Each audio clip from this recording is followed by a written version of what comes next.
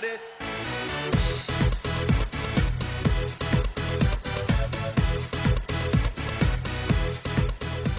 Tere õhtust, korvpallisõbrad! Järgmine pooltund kuulub korvpallile. Tänases saates räägime pikemalt Eesti meistriliiga medalimängudest. Lisaks tegime väikese eksperimendi Kalev Cramo peatreeneri Alar Varrakuga ja juttu tuleb ka noorte korvpallist ning Eesti kõige populaarsemast harrastajate liigast. Saate lõpus saab üks õnnelik inimene FIFA spordi poolt välja pandud Spaldingu korvilaua ja palli omanikuks. Lisaks loosime välja ajakirja Basketball 6 kuu tellimuse ning räägime ka meie uuest toetajast Unibetist, kelle auhindu edaspidi võita saab. Aga nüüd tänase saate juurde. 5. aastat järjest kohtuvad Eesti meistriliiga finaalis Kalev Cramo ja Tartu Ülikool Rock. Kalevil on võimalus võita 5. järjestikune tiitel. Eesti esimene korvpalliviskemasin jõudis Raplasse, kus endasuguseid snaipreid koolitab teiste hulgas ka Aivar Kuusmaa. Kalev Cramo peatreeneri Alar Varraku pulssi poolfinaalid kõrgeks ei ajanud. Noorteklassides on Eesti meistrid selgunud. Eesti suurimas harrastajate sarjas Tallinna Kossuliigas selgusid parimad. Sellised on tänased teemad ja meie stuudiokülaliseks on Tartu Ülikool Rocki ja Eesti koondise mängija Gert Torvek. Tere õhtust! Tere õhtust! Mul on tegelikult suur rõõm lõpuks ometi meil stuudios Rocki liiget näha, et tegelikult olen siia Tartlasi kutsunud juba mitu kuud, aga tihe kalender, Euro Challenge sarja mängud, Balti liiga mängud, Eesti meistriliiga mängud pole võimaldanud kellelgi tulla, et küsikski veel alustuseks tagasi vaatavalt, et kuidas oled rahule jäänud Euro Challenge sarja hooajaga? Noh, ütleme, et oleks saanud paremini, et see teine vahegrupp ikkagist nagu jäi kripeldama.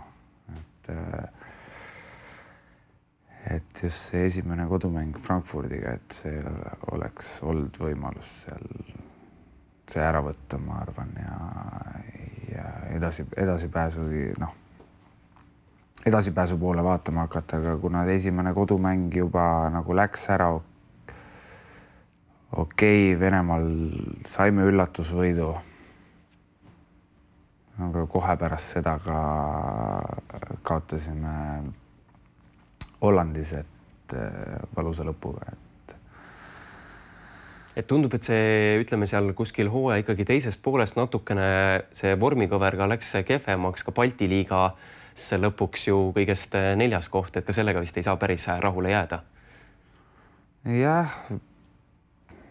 ma ei tea, et ma ei oska öelda, kas vormikõver, aga jah, loomulikult ei saa rahule jääda, et eks me ikkagist tahtsime finaali saada. Ventspils oli meist tol hetkel selgelt parem. Aga selline viskekindlus nagu mingi hetk tundub, et on meestel ära kadunud, et millest see on tingitud?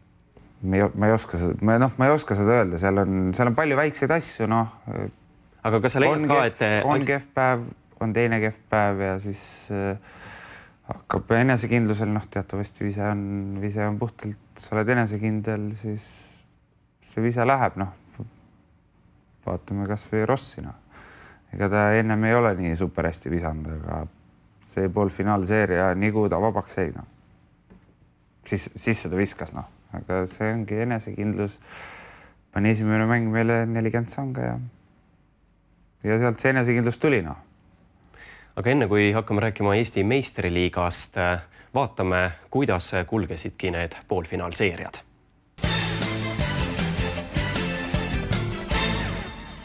Eesti korvpallimeistrivõistluste poolfinaalseeriad olid justkui öö ja päev. Kui valitsev meistermeeskond BC Kalev Cramo alistas põhihooaja pronksimeeskonna Tüko Rapla kindlalt mängudega 3-0, siis mullune hõbe ja tänavuse põhiturniiri parim meeskond Tartu Ülikool Rock nägi Rakvere Tarve alistamisega kurja vaeva. Rock suutis võidu võtta sõna otseses mõttes viimase mängu viimastel sekunditel. Kokkuvõttes ülikooli satsile 3-2 seeria võit. Me arvasime, et nad hakkavad vastu, aga ma ei arvanud, et 5-mänguliseks see seeria läheb. Et siin jäi ikka väga vähe puudu, et meie oleks pidanud nagu pronksi peale mängima, aga Lotto oli meie poolt siis ütleme niimoodi, et poisid olid tublid ja oli meil ju Pärnugagi kõva seeria 3-2.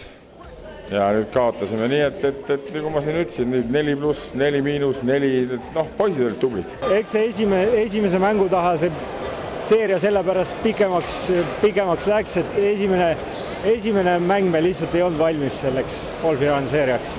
Seega alates 14. maist näeme 5. kevadet järjest korvpalli meistriliiga finaalis vastasseisu BC Kalev Cramo, Tartu Ülikool Rock.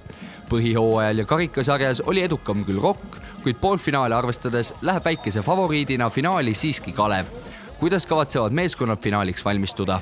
On selline harjumuspäratu pikk paus, et Eesti liiga kalender tehti ringi siin käigu pealt, kui me play-off lootus VTB-s muutus järjest reaalsemaks. Aga nüüd me ei saanud sinna ja see kava juba tehti ringi, nii et nüüd on sellist kogemust pole on mul, et 10 päeva või 9 päeva finaali ja poolfinaali vahel, aga ei, mis me ikka. Homme puhkame ja ülehomme läheme jälle trenni, et ei mingit erilist, mingit kunsti siin ei ole. Hakkame vaikselt valmistuma ja oma asju vaatama, et parandada just, ma arvan, et oma rünnakut. Et see on koht, kus on meil hetkel paranemisruumi.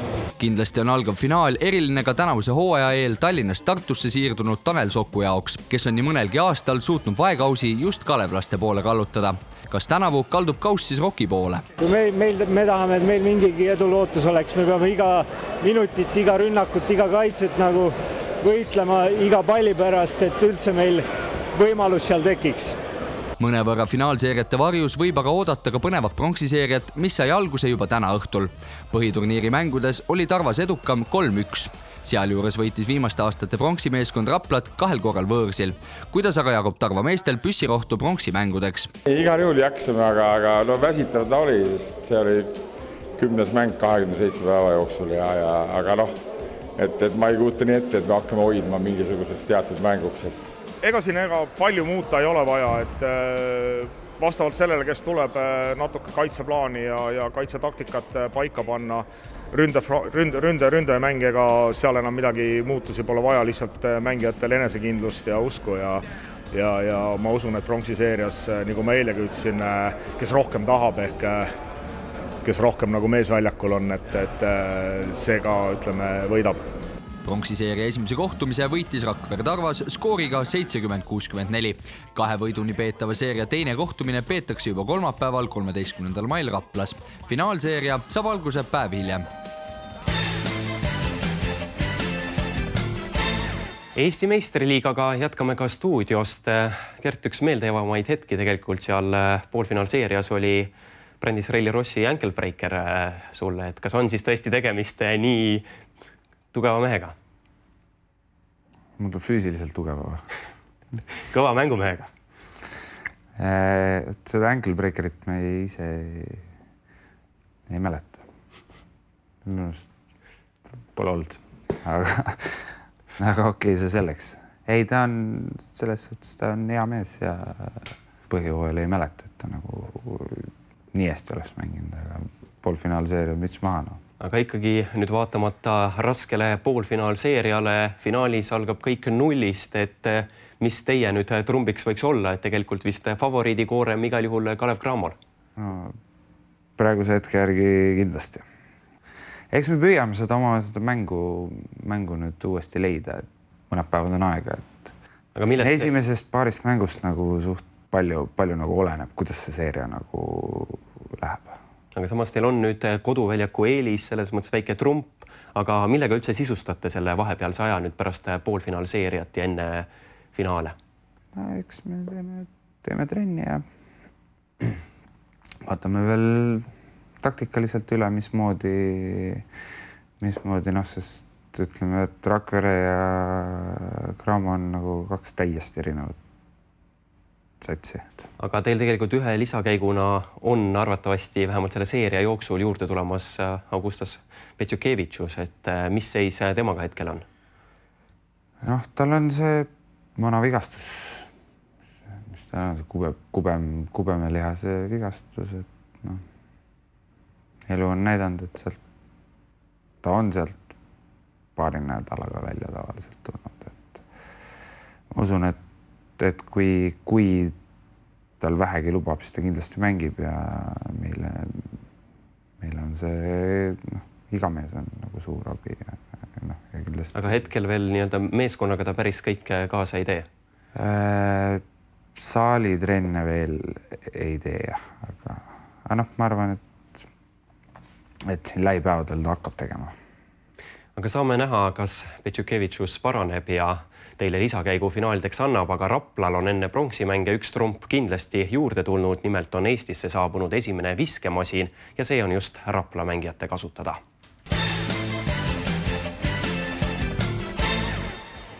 Kui nime poolest on Rapla korvpallikooli uus imeagregaat tõepoolest just viskemasin, siis oma funktsioonidelt on ta just kui suurepärane tagamängija, kelle ülesanneteks on ennekõike resultatiivset söötu jagada.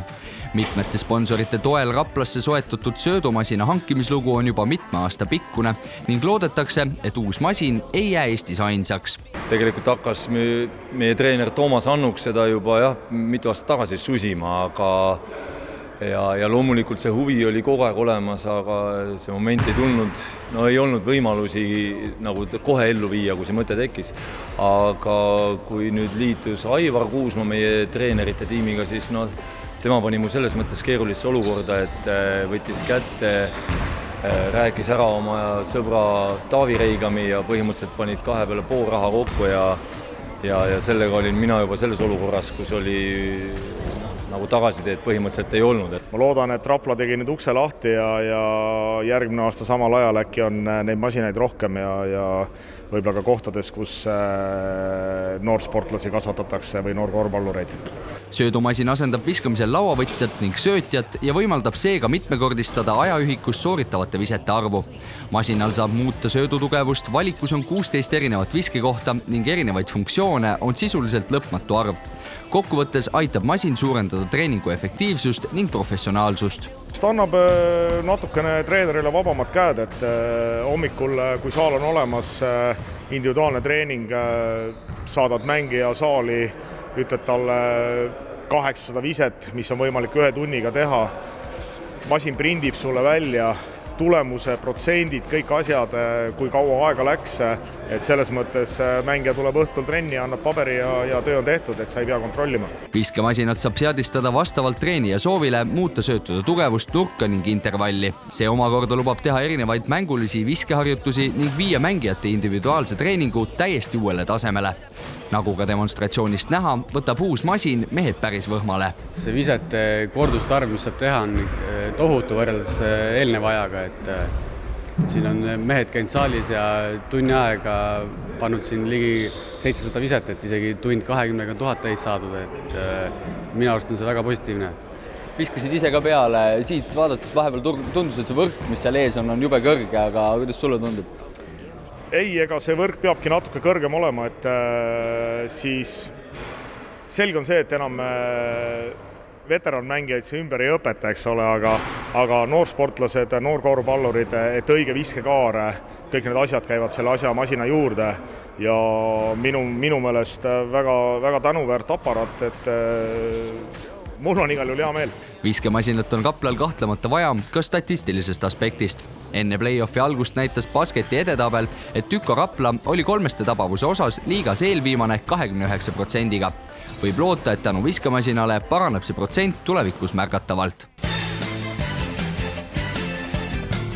Selline vägev masin nüüd siis Raplal, aga Gert, räägiks natukene ka hooajast sinu isiklikus plaanis, et vigastus on sind natukene vaevanud, aga kuidas oled muidu rahule jäänud? Ütleme, see hooaja esimene pool ei olnud nagu kõige parem, ja ma arvan, et seal vahepeal Eurotšanid siis oli nagu enam-vähem. Aga nüüd hetkel veel tulen vigastusest nagu välja, pole väga palju mänginud ega treeninud, aga enesetunne läheb järjest paremaks praegu, et iga päevaga läheb paremaks. Et võime vana head Gert Orbekut veel finaalseerias näha? No ma loodan küll.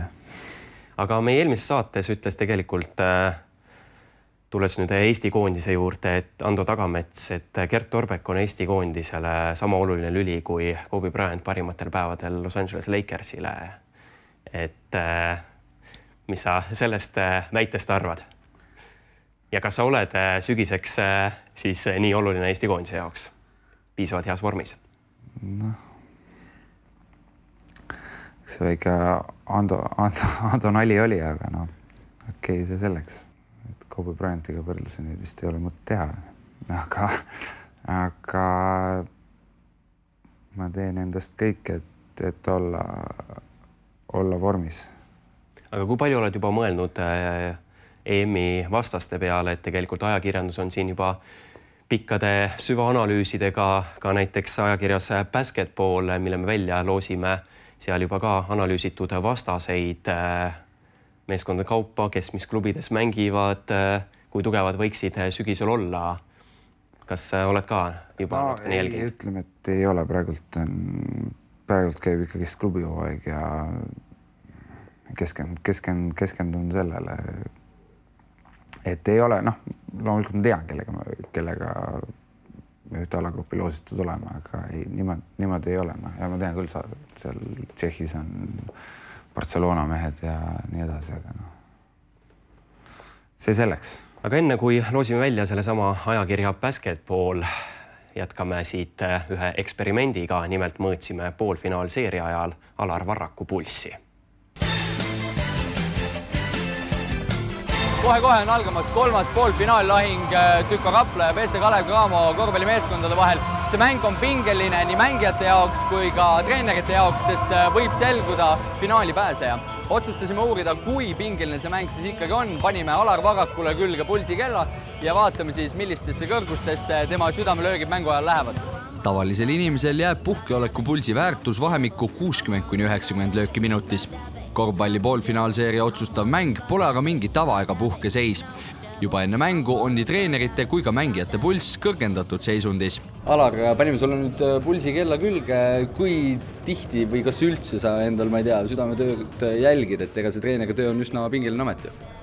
Ei, eriti jälgi paar korda aastas või vahepeal isegi korra aastas on kontrollis käidud, et niimoodi regulaarselt pole kontrollinud. Nii et ise pulsi kella ei kanna? Ei kanna. Panime peale, lõi kohe 95, nüüd vaatan, on praegu 102. No, ta on loomult kõrge juba, et kehakaal ja kohvi ja muud asjad. Et enne mängu on ta nii kõrgem ja mul on tavapärasest ta kõrgem, nii et 100 on okei. Mäng on kohe-kohe algamas ja tundub, et Alaril ei ole erilist närvi ollagi, et lööb siin ilusti 85 lööki minutis, täiesti normaalne, vaatame, mis mängu ajal juhtub. Kohtumise esimeste minutite jooksul asus aga Alari pulss selgelt tõusma. Mehed platsil ei täitnud peatreeneri korraldusi, vahe kärises kiirelt enam kui 10 punkti peale ja Raplameeste kiire algedu tõmbas ülesse ka Varraku pulsi. Pärast nii kehva esimest veerandaega on pulss selgelt ülespoole liikunud. Eks me näe, kui see seis jääbki nii pingeliseks, millisteks need numbrid siis lõpuks lähevad. Ärevamatel hetkedel kõrgus Alar Varraku pulss vahemikus 135–145 lööki minutis. Olgugi, et Alar ise sõnab, et meeste peal ta enda pingeid välja ei ela, saavad mehed timeoutidel siiski oma osa kätte.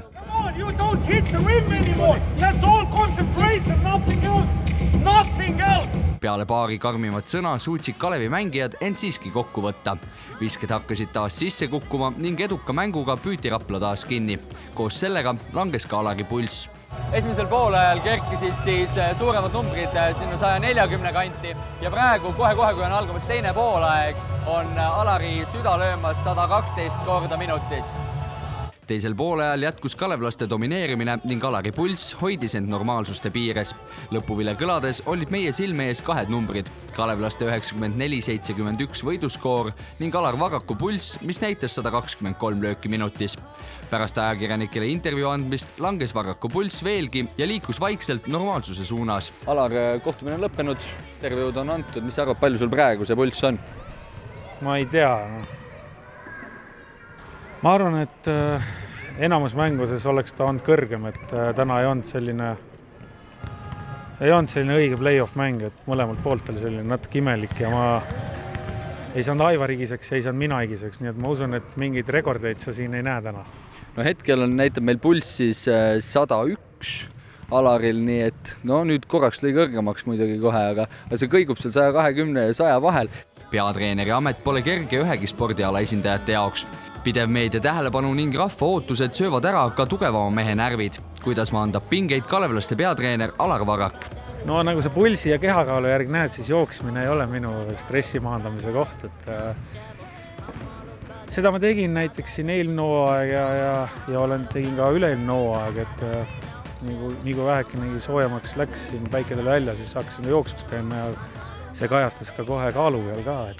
Aga praegusel hetkel minu suurem stressi maandaja mu pere, et mul on 2 väikest last ja üks on eriti väike ja naine ja nad on kodus kogu aeg ja nendel on absoluutselt, lastel vähemalt on absoluutselt ükstaskõik, kas sa võidad või kaotad või mis mäng või kus sa olid, et kus sa käisid, et lähed koju ja tegeled nii-öelda nendega, et mul ei olegi muud varianti, et nii palju, kui me kodust ära olema, siis ma ei võta veel 1,5–2 tunni, et jooksma minna ja kuskile trenni, et neil aja kõik veedan perega.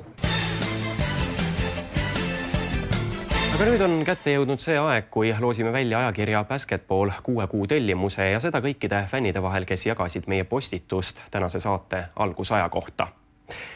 Gert, palun võtta siis siit korvist üks nimi. Nii, ja võitja on Roob Ert.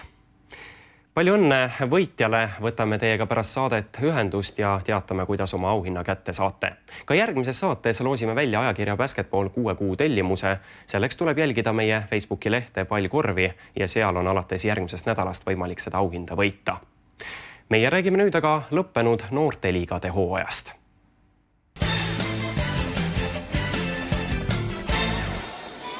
Eesti noorteklasside finaalid jõudsid lõpule möödunud nädalavahetusel Tallinnas. Erinevad vanuseklassid selgitasid tänavu võitjaid ka Tartus ja Pärnus ning nendest 3 linnast tulid ka enamik vanuseklasside võitjaid. Viimasel finaalide päeval õnnestus üks esikoht napsata ka Raplamaal. Finaalides osalesid veel Virumaa ja Märjamaa ning Kohila võistkonnad. Kandeping võiks kindlasti laiem olla, et suhtkoht palju on ikka ühtede keskuste võistkondi siin veel eliidi hulgas, aga no tasapisi on hakanud seal Narva ja Sillamäe pool tegema uuesti, et see on väga teretulnud. Võiks suurem olla, ma arvan, meil on üks avastamatu linnu küll veel, kust võiks tüdrukute korvpalli mängida, et siin näiteks Viljandi ja Haapsalu ja Rakvere ja Paide ja kõik niisugused võiks olla meil pildil. Selge on see, et korvpall on Eestis alati populaarne ja lapsed on aegade alguses saati korvpalliga tegelenud ja tegelevad sellega kindlasti edasi. Et mis puutub kandepinda, siis lapsi tuleb pidevalt korvpalli juurde. Korvpalliit on siinkohal tegelenud projektidega, mis aitavad sellele kaasa, näiteks korvpallipäevadega. Nüüd käime üle Eesti koolides ja tutvustame korvpalli eriti just väikeste laste kui lõbusat spordiala, kui meeskonnaala, mis siis annab palju eluks vajalikku. Eesti noorte jaoks on tänavune hooaeg olnud edukas ka rahvusvahelistel võistlustel. Paljudele klubidele on heaks väljundiks olnud Euroopa noorte korvpalliliiga. Hea on, kui on palju võistkondi, kes tegeleb just korvpalliga, aga samas on kõige olulisem sisu, protsess, et kuidas selle pallimänguga tegeletakse, mida lastele õpetatakse, et kas nendest tulevad ainult korvpallurid või terve mõistuse ja kehaga inimesed. Aga nüüd on kätte jõudnud see hetk, kui loosime välja Spaldingu korvilaua ja palli kõikide oma Facebooki fännide vahel. Auhindade jagamine saab teoks tänu FIFA spordile ning loosikorvis on üle 2800 nime. Olen nummerdanud kõik meie fännid suvalises järjekorras. Igal lehel siin korvis on 25 nime. Nii et Gert, palungi sul alustuseks öelda ühe numbri 1-25-ni. Number 6. Number 6. Nii, ja võta siit sellest lehtede kogumist ka üks leht välja ja number 6, Helgi Kosemaa. Palju õnne, Helgi Kosemaa. Võtame teiega pärast saadet ühendust ja teatame, kuidas oma auhinna kätte saate. Aga aitäh Gert Torbeck stuudiosse tulemast ja edu Tartu Ülikool Rockile finaalseeriaks. Aitäh teile. Meil toimub täna aga üks loosimine veel. Unibet. Mängijatelt mängijatele. Nii et Unibet on meie uus toetaja, kes on auhinnaks välja pannud pusa ja puffi ehk nii-öelda torusalli. Nende auhindade võitmiseks tuleb minna Pallkorvi Facebooki lehele ja anda meile teada, kellele finaalseerias pöialt hoiate. Lisaks saab tänu koostööle Unibetiga nüüd nende kodulehel kasutades boonuskoodi Pallkorvi, suured tähed ja sidekriips vahel, vaadata tasuta erinevaid spordiülekandeid.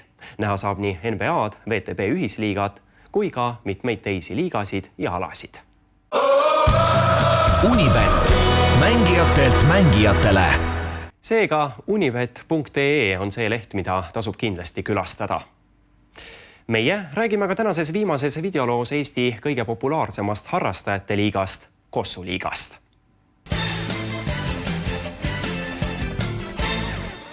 Eesti kõige populaarsemast liigast Tallinna Kossu liigast võttis tänavu osa 65 meeskonda ligi 1000 mängijaga. Nagu eelnevatelgi aastatel olid meeskonnad jaotatud 3 divisjoni. Madalaimast C-divisionis võidutses Betgenius, alistades finaalis Velo ülekaalukalt 61-40. B-divisjoni finaalis sai aga A. Le Coq napi 67-64 võidu Kanal 12 üle. Nähtavas mängus selgitasid aga ihaldatuima A-divisjoni meistertiitli põhiturniiri 5. lõpetanud VS Cafe ja 7. medalimängudele pääsenud Team Biakon. Mõtles, et tark ei torma, et ega lõpuspurt ei ole vaja liiga vara alustada, et tuleb mängida kindla peale, jõuda kohamängudele ja seal anda endast parim. Mingil määral oli tegu Eesti esiliiga finaali kordusvaatusega, sest Team Biakoni ridades tulid platsile tänavu Baltekoga esiliiga võitnud Anton Batanov, Ardo Krass, Ants Norak ja Elvis Tilgar. VS Cafe liidriteks olid esiliiga finaali kaotanud Tiit Soku korvpallikooli meeskonda kuulunud Heigo Erm, Andres Soober ja Sander Saat. VS Cafe alustas Kossu liiga finaali oma hooaja kõige väärtuslikuma mängija Heigo Ermi juhtimisel suurepäraselt, võites avaveerandi 29-15. Lõpuks 23 punkti kogunud Erm viskas juba avaperioodil 15 silma. Team Biakon enam ohtlikuks ei saanudki ning VS Cafe võitis lõpuks koguni 35 punktiga 106-71. Osa mehed võib-olla ei olnud päris valmis, et mõnede meeste jaoks on selline suurem mäng natukene esimest korda ja põhimehed sind panid mööda natukene ja siis kui sööd läks välja, siis ülejäänud mehed hakkasid natukene palli kaotama ja ütleme niimoodi, seekord kogemus pani asjad päkke. Teie koosseisus oli mitmeid mängijaid, kes tänavu siis esiliiga finaalis jäid kaotajaks, et kas see nüüd mingil määral ka korvas? Kindlasti, see oli revanss, ma ei saanud mitu ööd magada, mõtlesin selle mängu peale, et kuidas, kellele ma mida teen. Ja tuli hästi välja, võitsime. Esiliiga vastased siin mängu lõpus enam ei tahtnud üldse väljakule tulla, olid juba loobunud. VS Cafe ridades jõudsid kahekohalise punktisummani lisaks nimetatud esiliiga mängijatele Ermile, Sooberile ja Saadile ka Maksim Tuul ja Sten-Erik Jansson. Kaotajatele tõi Team Biakoni hooaja parimaks valitud Krass 18 punkti, Tauri Raja lisas 10. Juba 2006. aastast toimub liiga sai taas uue meistri, ükski meeskond pole 2 korda tiitlit suutnud võita.